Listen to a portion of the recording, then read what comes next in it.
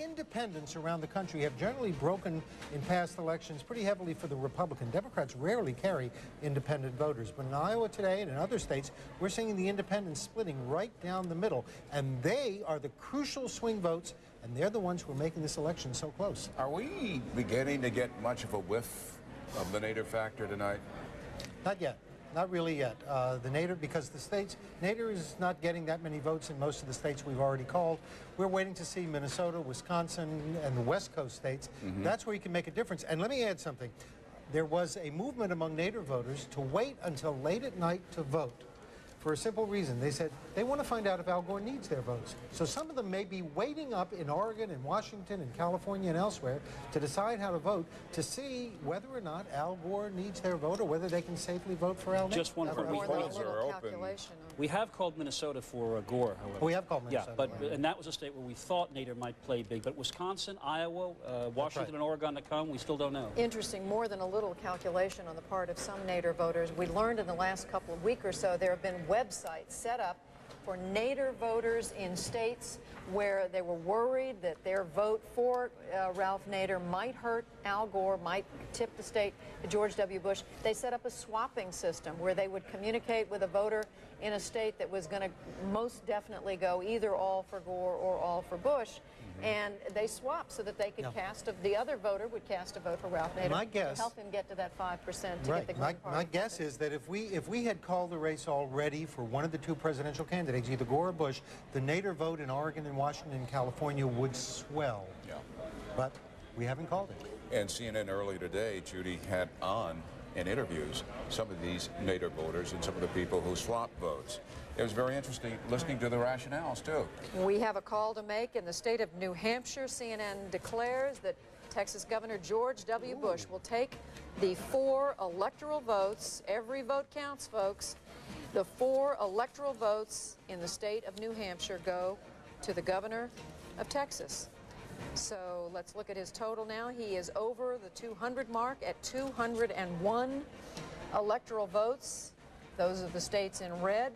Al Gore, 167, the states in blue, and an awful lot of states still in yellow that we are not able to call one way or another. But New Hampshire, a state that Al Gore and George W. Bush both wanted to win, both would have liked to have had. He lost it in the winter.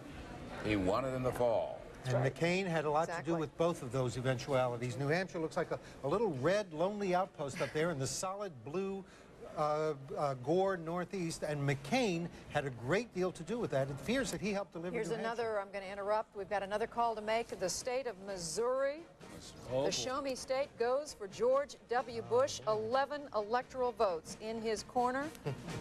It's racking up. If it was 202, this makes it 213 for George W. Bush. It's getting interestinger and interestinger, as they said in Alice in Wonderland. Well, psychologically, Governor Bush has to feel good cracking the 212, I misspoke. And these are pictures from Austin, Texas, of the Bush crowd reacting to the calls of both Missouri and New Hampshire falling into the George W. Bush column. This reminds me of Rocky. You know, or one of those boxing movies where in one round one guy's down and there's a 9 count and he staggers to his feet and then he knocks the other guy down. What makes this interesting is that, well, it's been interesting since we started, but all of the notions of how to look at this campaign in which we said, look, we can't tell you what states it's going to come down to. It may come down to a handful of small states that really never seem to matter in the fight for the presidency. Look, Nevada is out. New Hampshire's electoral votes could make a key difference. Arizona is still out. I think Colorado is still out. New Mexico is still out. These are states that generally have very little to do with the outcome of a presidential campaign that are fought in the big battleground states. But the way this electoral map is adding up, one of those tiny states that's in play could wind up deciding the presidency. Larry King is standing by in Washington. He has some guests. Larry? We do, Bernie. We start with William Bennett, the co-director of Empower America. He was President Reagan's chairman of the National Endowment for the Humanities and Secretary of Education, as well as the drug czar for President Bush, your mood has changed since you arrived here tonight. What do you make of this night, Bill? Well, last half hour has been good. I think the next half hour is Bush country, too. We'll see. I got a comment, though, Larry. You know, I'm not a conservative press basher. A lot of conservatives are. But this really shouldn't happen. You should not call a state and then have to take it back. You're not the only guys who did it. NBC did it. I think other people did, too.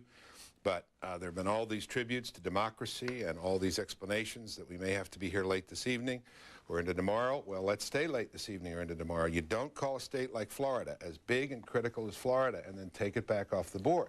This affects how people think. It takes the air out of people's enthusiasm.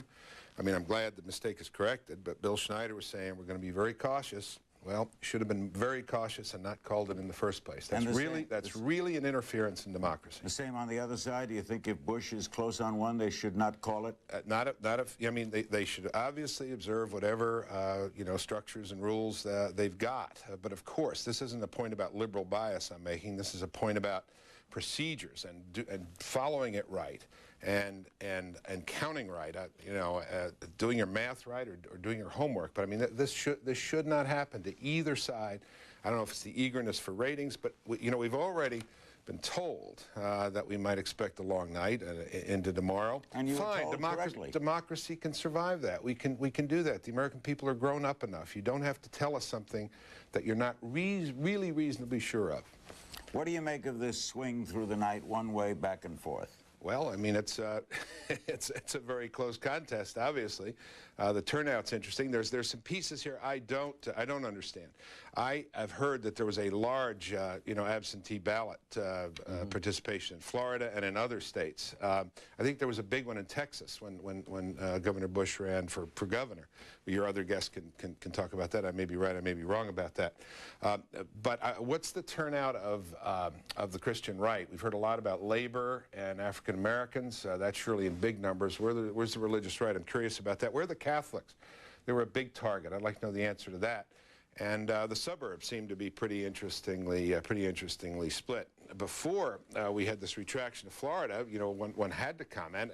You know, as a loyal Republican, one still had to comment. Hey, 3 Republican governors, you know, Michigan, Pennsylvania, and Florida.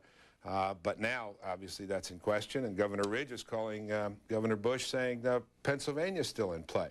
So it's a long night, and again, we can, you know, if we can stay up for Johnny and David and other ridiculous things, we can sure stay up for democracy. Don't do this to us, guys.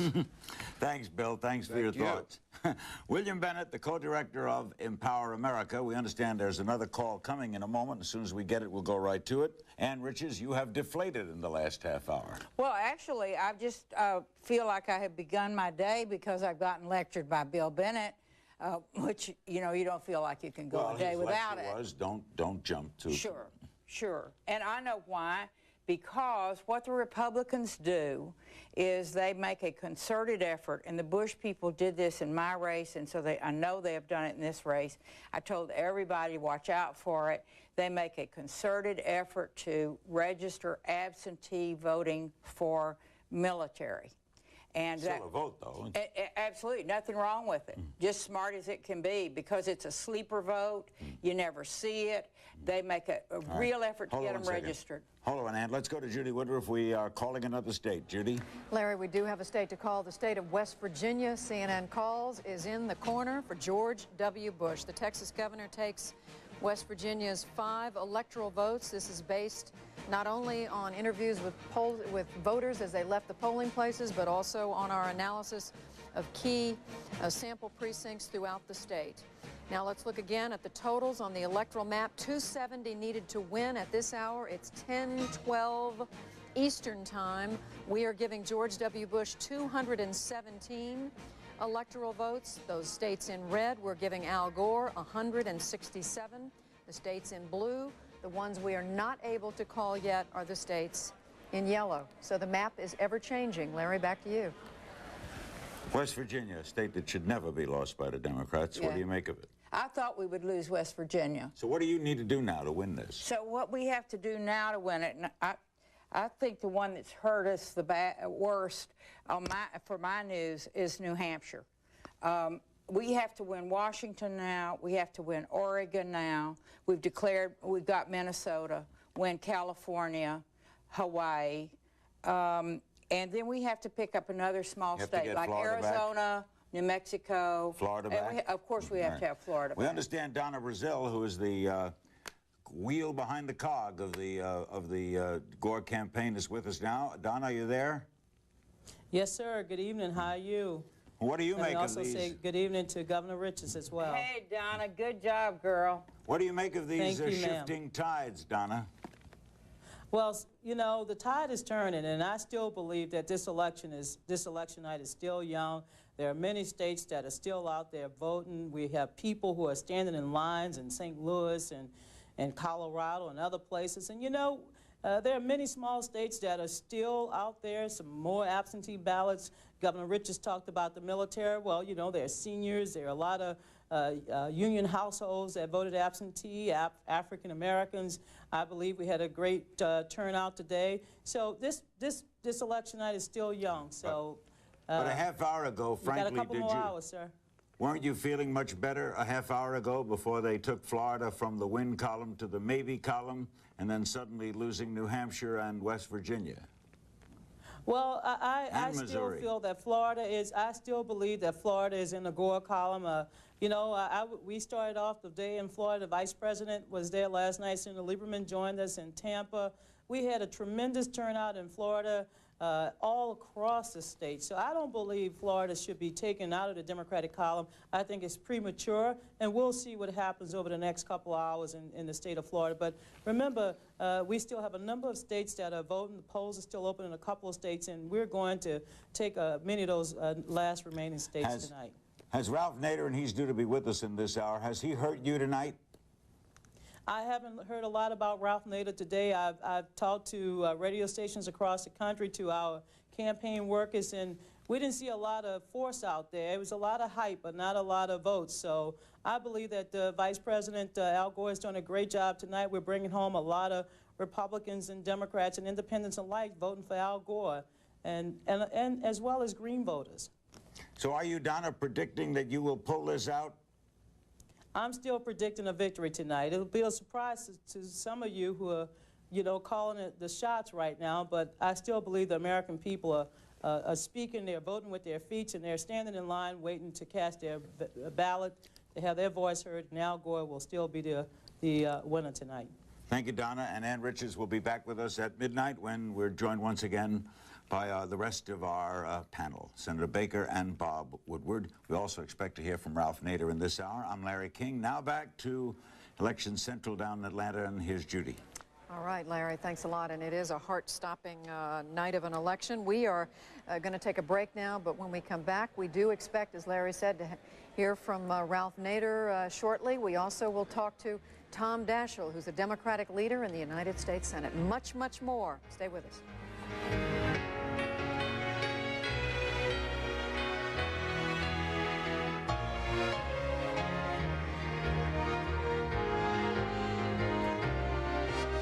Coverage of Election 2000 is brought to you by America's Pharmaceutical Companies and Ditech.com.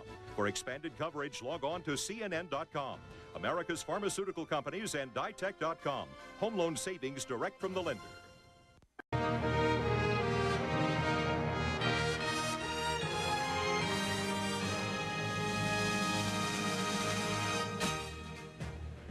19 minutes after 10 o'clock Eastern Time. There are still 5 states where the people are voting, plus the area around St. Louis where we're told a judge ordered that the polls remain open after many people complained that there were more people who wanted to vote and didn't have time to do so.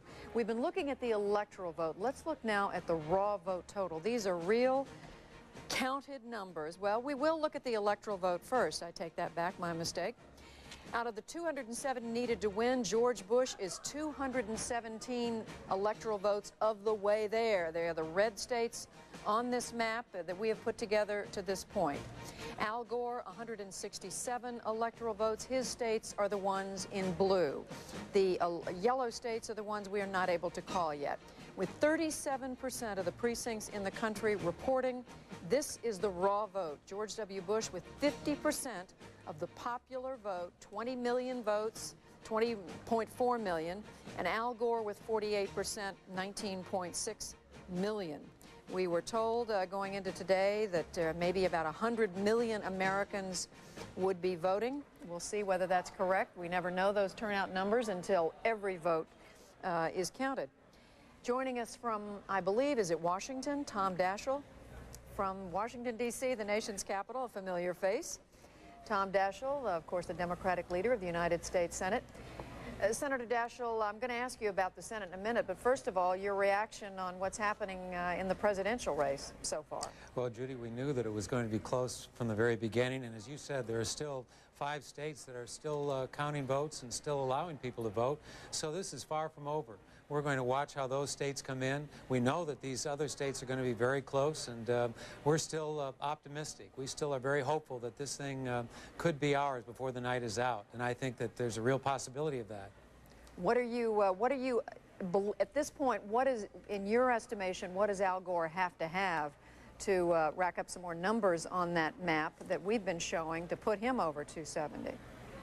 Well, obviously, we have to take those states that have not yet been won. We know we've got a real good chance in Florida. We know we've got a real good chance in some of the western states that have not yet been counted. We think we've got a good chance in Missouri, where the vote is very heavy all day long. Senator Daschle, if you don't mind, I'm going to interrupt because we do have a call to make. CNN says that the state of New Mexico goes into the corner of Al Gore. Vice President Gore picks up the 5 electoral votes in the state of New Mexico. That is and that adds another handful to the total we've given Al Gore. That blue state that's popped up there just to the left of Texas is New Mexico, of course, and we've now given it to Al Gore. So the total for George W. Bush, 217, for Al Gore, 172. Senator Daschle, I'm sorry to interrupt you, but well, Judy, that really puts him a little bit closer. Exactly, and that makes my point. There are all these states that are still out there that are very close, and I think that you're going to see more of those blue states coming in tonight. What about in the institution that you are most closely connected with, the United States Senate? At this point, we have Democrats with a pickup of 1. Where do you think this night is going to end up? What are you hearing from all your sources? Well, we're very encouraged, and as I said, there's still a lot of states that are still voting, and we don't want to discourage anybody from making sure that they participate tonight. But I do believe that we're going to be picking up additional seats as we go through. We have a real good chance, as you know, in Missouri. We've got an excellent chance in Michigan. We know we've already won in Minnesota.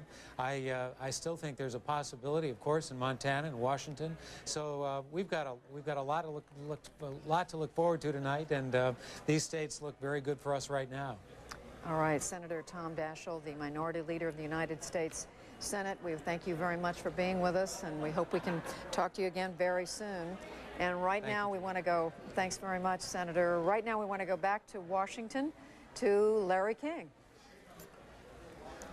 Thank you, Judy. And joining us now is Ralph Nader, the candidate of the Green Party.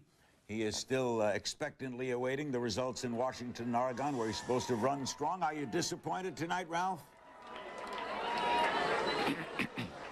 Ralph, do you hear me okay? Yeah, I can. They just quieted down here. They're so boisterous. Yes. Are you disappointed? Yes, go ahead. Are you disappointed? Oh, no. We're coming out of this election with millions of votes, with the 3rd largest political party in America, replacing the Reform Party, the fastest growing party. In the year 2002, there are going to be thousands of candidates on the Green Line, local, state, and national.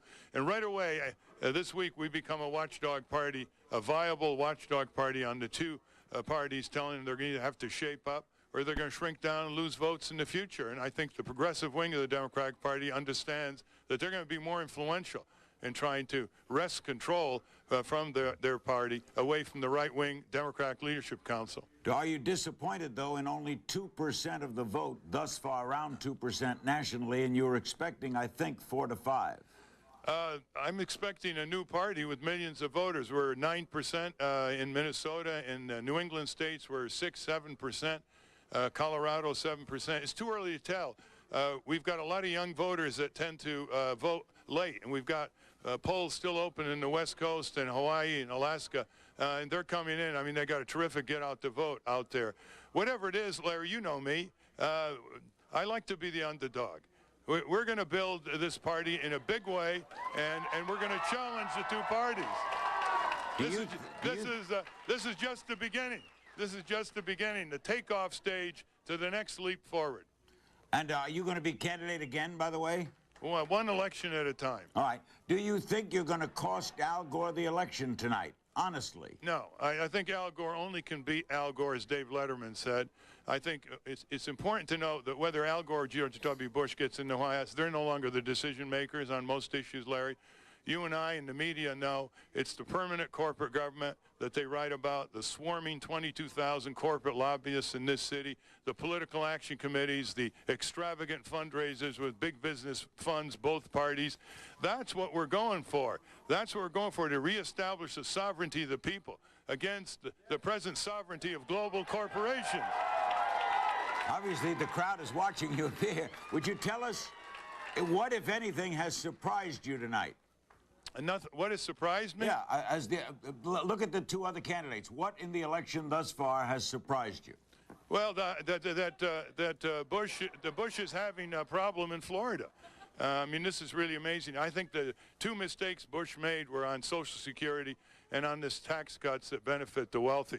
But, you know, don't worry. The Democrats are very good, Larry, at electing very bad Republicans. They're going to lose the Congress to the Republicans probably. Once again, the extreme wing of the Republican Party. You can't rely on the Democratic Party anymore to defend us. They sent Scalia and Thomas to the U.S. Supreme Court as well. Wouldn't you rather have a moderate Democrat than an extreme Republican? I'd rather have a person in the White House who doesn't take in the marching orders from the corporate paymasters, and both of them don't qualify.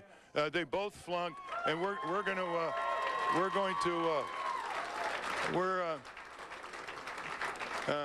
now bringing in so many good people. You're going to see them surface in 2002, 2004. You know, we're in it for the long run, Larry. Been around for 37 years, and we're going to connect the civic groups and the political groups so that there's a real authenticity there that's really grounded. Why do you think Gore, as reported by CNN, has lost West Virginia tonight? First, I don't think he campaigned enough in West Virginia. Second, West Virginia has not participated in the economic boom, so to speak. They've been left behind. And he didn't take a strong stand against the coal industry to stop blowing those mountaintops off and rubble in the streams and shaking up all those hollows, all those communities who don't want that to happen. I think he misread that. I think he went with King Coal instead of the people of West Virginia, who want a responsive coal industry that addresses their needs. And what do your people tell you you're going to get in, say, Washington and Oregon? We'll be getting probably 7, 8, 9%. You can't believe the enthusiasm in Eugene, Oregon. We may carry that. In Portland, Oregon, we had the greatest political rallies of the presidential campaign, filled Madison Square Garden and the Boston Garden and Seattle and Minneapolis and the MCI Center. And we had a great agenda. The problem is, you know, you're climbing up against these two parties. They exclude you from the debate. They command most of the media. They command far more of the money. Our whole budget is equal to what the Democratic Party pumped into political ads just in one state, Michigan. But we know what we're up against, and we're going to scale these two-party duopolies on the installment plan in election after election. And anybody who wants more detail about what really we intend to do and how we stand for the people of this country, in reality, not just in rhetoric, our website is votenader.com. Thank you, Ralph. Always good seeing you. Thank you, Larry. Ralph Nader, with the crowd watching on the big screen. A loser tonight, but he says a winner. We'll be back at midnight with our outstanding panel and lots of thoughts and opinions, and it may not be over at midnight. Back to Central Headquarters in Atlanta and Judy. All right, Larry, thanks a lot. Fascinating talking with Ralph Nader. Jeff Greenfield, did you want to make a point before Very quickly, Nader's other goal tonight, if he gets 5% of the popular vote, he's eligible for millions of dollars in federal campaign funds for the next campaign. Right now, it doesn't look like he's going to make it, and that was a key goal. But he says the votes are still being counted. And so God knows we've learned that tonight. Boy, we sure have. All right, we are going to take a quick break.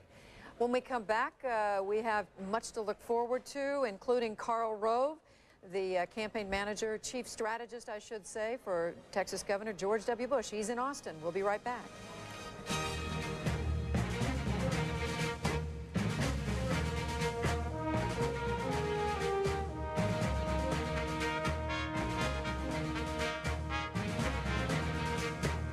tomorrow.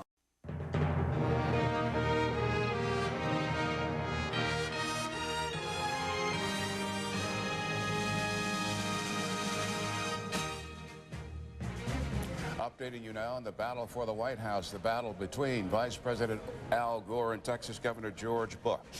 Looking at the electoral map right now, the governor is leading the vice president 217 electoral votes to 172.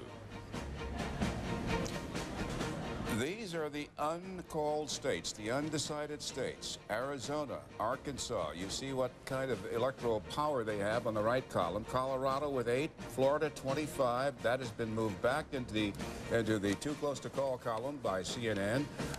The Hawkeye State 7, Nevada 4, Wisconsin 11. This is the raw vote nationwide with 41% of all precincts reporting. Governor Bush with 22.6 million to Vice President Gore's 21.9 million. Perhaps fewer people are watching these figures more intensely than Governor Bush's chief strategist, Karl Rove, was in Austin, Texas. How do you cobble together the magic 270 electoral votes you need? Well, first, you named a number of states which are going to fall into the Bush column and which are already falling on other networks. Wisconsin, Arkansas, Iowa, Nevada, Oregon, Arizona, Alaska, Colorado. These are all states that we feel comfortable with, and there are 98 votes there.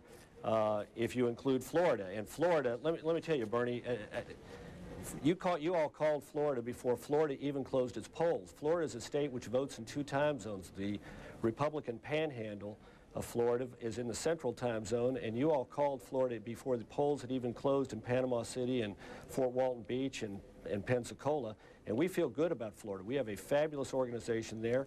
Let me just give you a few examples. In Congressional District 1, our goal was, which is the westernmost part of the Panhandle, our goal was to come out of there with about an 80,000 vote margin. We'll come out of there with a 100,000 vote margin. In the Jacksonville area, some of the Jacksonville counties, St. John's, our goal was to come out of there with a 12,000 vote margin. We'll come out with a 20,000 vote margin. In Clay County, our object, we're 7,000 votes ahead of our vote goal. In Pasco County, 7,000 votes ahead of our vote goal. There's only one county in the state that we found where we are running behind our vote goal. We're running behind our vote goal by 16,000 in one county, but we're making up for it all across the state. That's why Governor Bush is leading in the popular vote, and while he will win Florida in its 25 electoral votes and the White House tonight. Which county is that, where you're trailing by 16,000?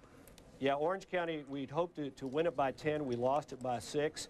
But Pinellas County, which we'd expected to lose, we're running ahead in Pinellas County by 22,000 votes ahead of our vote goal. And in Democrat parts of the state, like Dade County, Miami, we'd anticipated losing the county by up to 50,000 votes. With 12% of the vote in, we're actually up 8,000 votes in the county. In Broward, where we anticipated losing up by 150,000 votes and still winning statewide, with about just over a quarter of the vote in, we're only 35,000 down. And in Palm Beach, with nearly half the vote in, we'd anticipated running 80,000 votes down in that county. We're only 30,000 down. So we're running stronger in the Republican areas than we need to, and we're running much stronger than we need to in the Democrat areas, and we're very comfortable with where we are in Florida. 2 points. We had some difficulty with the VNS data we received. The other point is that our criterion for calling races is we do so when 75% of the precincts in a state have closed. Question. Well, I do think that that's one criteria you might want to think about changing, because again, you called the state before the polls had closed in a considerable part of the state, and the results are becoming clear tonight. That part of the state is the Panhandle is voting overwhelmingly for Governor Bush, and it maybe has something to do with why the numbers that were used in the earlier projection were wrong. Carl, then it's Jeff Greenfield. So just to be fair, are there other states that have been called for Al Gore that you would now say to us, watch it, you may be wrong about those too?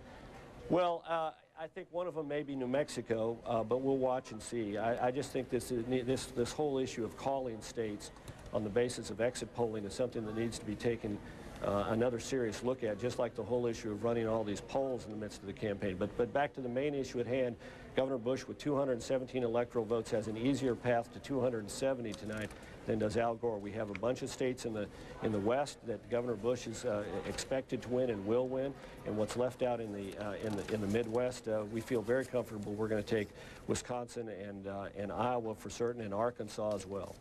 And notwithstanding the fact that you have California, Hawaii, Oregon, Washington still to be called, well, we're going to take a couple of those states. All we need under your calculation is 58 electoral votes. Florida provides half of them with 25. And then we get into Wisconsin with 11, Iowa with 7, Arkansas with 6, Nevada with 4, Oregon with 7, Arizona with 8, Colorado with 8, Alaska with 3, and we're more than enough there. Well, we've put Florida back into the too close to call category. You're saying you're going to take Florida? Well, you asked me how we were going to be able to do it, and yes, we're going to take Florida. Karl Rove, thanks very much. Did you have a question, Bill Schneider? Yeah, well, I was going to say, do you believe you're going to take Oregon now? Do you have I believe we will. I mean, Oregon has been a logistical effort because, they, as you know, Dr. Schneider, they vote by mail. Okay. There are only 240 locations in the state where you could drop off your ballots today. You had to mail them in. We had a massive effort to phone and mail and encourage people to get their ballots in, and we're very comfortable with where we think we are in Oregon. I also feel good about Washington State. I know Alaska is going to vote late, but it's going to vote strongly for George W. Bush. And I don't be too premature about California. As you know, Governor Duke Machen went into his first election down in California and won because of the absentee ballots. Pete Wilson did the same, and we've got a grassroots effort like nobody's seen in California in a long, long time. We're coming hard for California, and who knows, we may just surprise you on the other coast, just as we surprised you in Florida. Karl Rove, thanks for joining us. Judy. If I heard him correctly, he said he thinks they're going to win Wisconsin. All of these states now, I believe we have not called Wisconsin, Arkansas, Oregon. We just heard him say Arizona, Colorado. He's optimistic about Florida, and he said, don't be too premature about the state of California.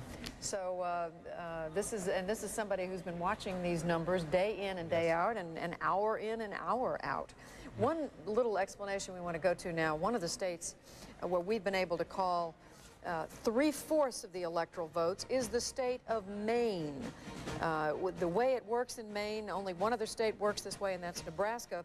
The electoral votes are awarded not winner take all by the whole state, but awarded by congressional district. So the person who gets the most votes in the state gets two for the state, plus gets the one that they have a majority in.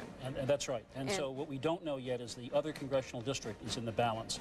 And the way this election is going, Judy, that one electoral vote can loom very large. Very important. And some of these states that we're talking about here, some of the ones that we just, Arkansas, 6, Oregon, is a little bit more. It's 7, but just a few. We should mention something to explain what Karl said.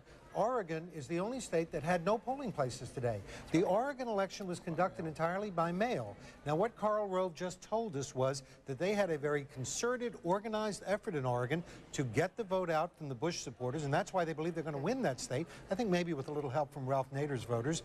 But they had a way of organizing those votes to get the mail balloting in for George W. Bush. It's a very unusual state. There were no polling places. We're going to know about there won't be any exit polls either, because there were no polls. We will know pretty soon, because when the polls, when the deadline happens, I think those votes are opened and counted relatively quickly. They're counted by computer. But here we are. And they do it faster in Oregon than they do in Washington. Yes. Gentlemen, we need to get over to the Balance of Power desk to hear some about those very important non-presidential races. Wolf. Judy, let's take a look, first of all, what's happening in the U.S. Senate. As you know, the Republicans had a 54-46 majority. Right now, this is what it looks like. 35 Republican holdovers, 31 Democratic holdovers, 14 Republican wins tonight, 13 Democratic wins tonight. Right now, the new total, let's take a look at what we can project.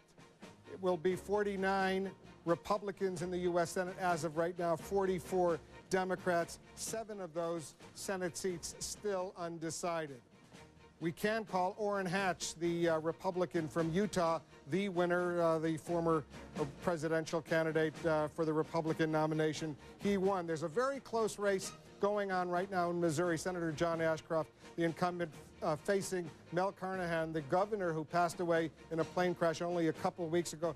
Very close race. There was a controversy a little while ago, earlier this evening. A lower court judge in Missouri kept the polls open for a while. They were subsequently closed by a state appeals judge.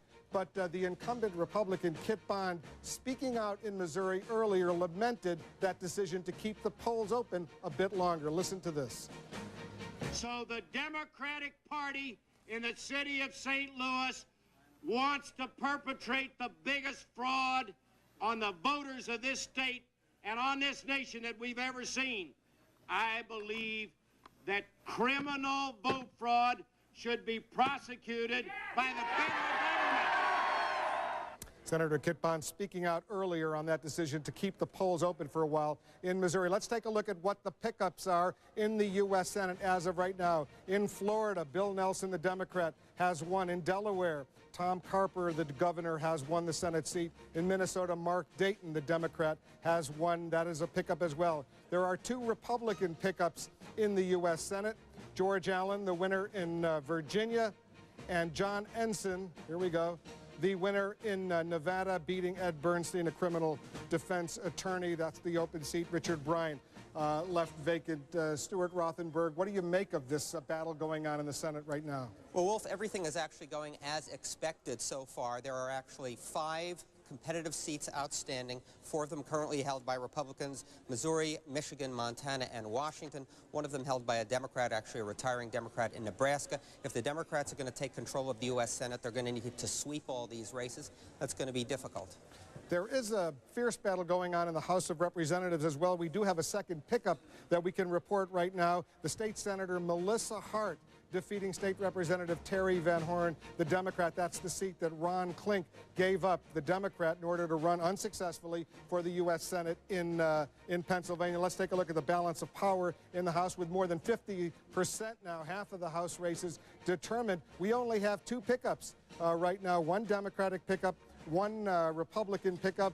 This is as expected as well, right, Stuart? Absolutely, Wolf. There are a number of Republican vulnerable seats that are now off the table. Rick Keller has won in that Orlando district. 2 Republican incumbents in North Carolina, Charles Taylor and Robin Hayes, held on. But so many close seats. In New Jersey, Mike Ferguson leads Marianne Connolly by 1,900 votes with 45% in. Pat Casey, a Democrat, a narrow lead over Don Sherwood in the Scranton Congressional District. Dick Zimmer, former congressman, has a narrow lead now, just pulled ahead in a narrow lead against Rush Holt in a New Jersey district. I could go on, but we don't have enough time, but there are a lot of very close races. And we also are following the governor races. We can report right now in the state of Utah, Mike Leavitt defeating Bill Orton. Not a huge surprise. Mike Leavitt, the Republican in Utah. The races for the governorships are not all that surprising either, are they, Stuart? No, I think actually they're less exciting than the congressional races, where you're really talking about control of a branch of the federal government. But to the people in those individual states, they're pretty important. And so just to button this up, the prospects of the Democrats regaining the majority in the House and in the Senate right now as we speak at 10:45 or so Eastern time? Well, it's still uncertain. There are just too many races out. But the Democrats need to make some gains over the next hour or two, because when they get to the West Coast, that's their best opportunities. But they're going to probably need to be in plus territory by the time we get to Utah, Washington, and California, where they should make some real gains. And in California, they are expecting some pickups, Democrats in California. Right. They have a chance to pick up 3 or 4 seats, 1 in Washington, 1 in Utah. So the way these early races are playing out is not disastrous for them, but they're not quite getting the breaks they had hoped to get. All right, Stuart Rothenberg, I want to go back to Bernie on the national desk. Bernie?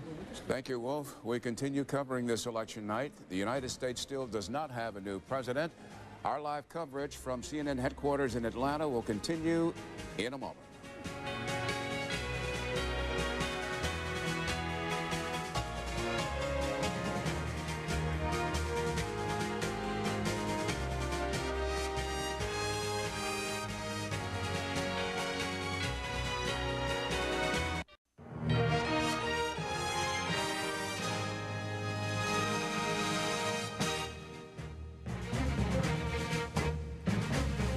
As we're just 10 minutes away from the polls closing in those 4 states you just saw, we want to show you the popular vote in 3 very important states we cannot call yet. In the state of Florida, with 65% of the precincts reporting George W. Bush, carrying 52% of the popular vote to 46% for Al Gore. In the state of Wisconsin, with 33% of the precincts reporting George W. Bush, 49% to Al Gore's 47%. And in the state of Iowa, yet another state where we are not able to call the result, with 39% of the precincts reporting, look how close it is. 50% for Vice President Gore, 47% for George W. Bush. These are some very, very close races. You can see with these vote totals why we have not called these three states. Hal Bruno, give us a closer look at what's going on inside these states and why the vote is not certain yet one way or another. Well, let's talk about Florida, Judy. Florida is, Al Gore got what he needed to get out of the Gold Coast area, and George Bush got what he had to get out of the Gulf Coast. But what happened here is George Bush is getting a heavy vote out of Central and North Florida, also out here in the Panhandle. The thing that's making it so close, though, is the Tampa Bay area. That's the toss-up swing area, and both of them are doing well there. All right. I mean, it's remarkable. You can actually see when you draw those circles around the parts of the state how you get a much better idea of the kinds of things that we just heard Karl Rove with the Bush campaign talking about. Yeah, he made a very good point there when he said that, you know, the Panhandle out there in the West is on a different time zone. That's on Central Time, not on Eastern Time. And a lot of votes still had to come in from there. Now, it's not a heavily populated area. Where Bush is really getting his strength is from the Central Florida region. And that's the transplanted Midwesterners. All right. Hal Bruno, Bernard Shaw. We're going to check in now in New York State. Earlier, we declared Hillary Rodham Clinton the winner in New York Senate race. Let's check in there at Lazio headquarters, listen to what's going on. Deborah Farrick is there also. Deborah, what's the latest? Hi there. Sorry, Bernie. As you can see, a big roar went up in this crowd. You would think that Lazio won. New York is playing. There are happy, smiling faces. There's a general enthusiasm here. Even Rick Lazio and his wife, unflappable. That smile that you saw throughout the campaign. He's waving to his fans. He's waving to the crowd. He's there standing with Mayor Giuliani, as well as New York Governor George Pataki. Lazio knew he was the underdog going into this race. The GOP leaders had asked him to step aside. He had wanted to get into this race much earlier, but you can see the man standing there to the right, Mayor Giuliani, was the bigger political celebrity. And so Lazio didn't get into this race until 5.5 months ago. I don't know if you can hear me, but I'm sure you can hear what's going on behind me. Well, we can hear you. We don't know how much of a voice you're going to have in about 2 hours, but Deborah Farrick in New York at Congressman Rick Lazio's headquarters. Earlier, CNN declared Hillary Rodham Clinton will become a senator from New York. Still to come on CNN's election night coverage, the Capitol gang. But at 11 p.m. Eastern Time, polls will be closing in California with 54 electoral votes, Hawaii, Oregon, and Washington. That and much, much more. Please stay with us.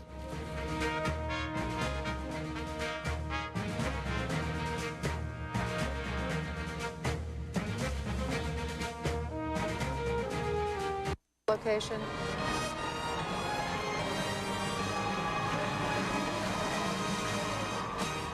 Live pictures from New York City, where Hillary Rodham Clinton celebrating with a few hundred of her closest friends. Up there, a very happy First Lady this night. We don't see the president on the stage with her, but we do see the retiring Senator Daniel Patrick Moynihan, whose seat she has evidently, yes, there is the president, whose seat she's been elected to, at least by our call. Their daughter, Chelsea. Chuck Schumer. Senator Chuck Schumer with her, who she helped a lot 2 years ago, and he helped her this time out. He will now be the lesser-known senator, I think it's fair to say, from the state of New York. We know that not very far away from this place, Congressman Rick Lazio is speaking to his supporters. We haven't been able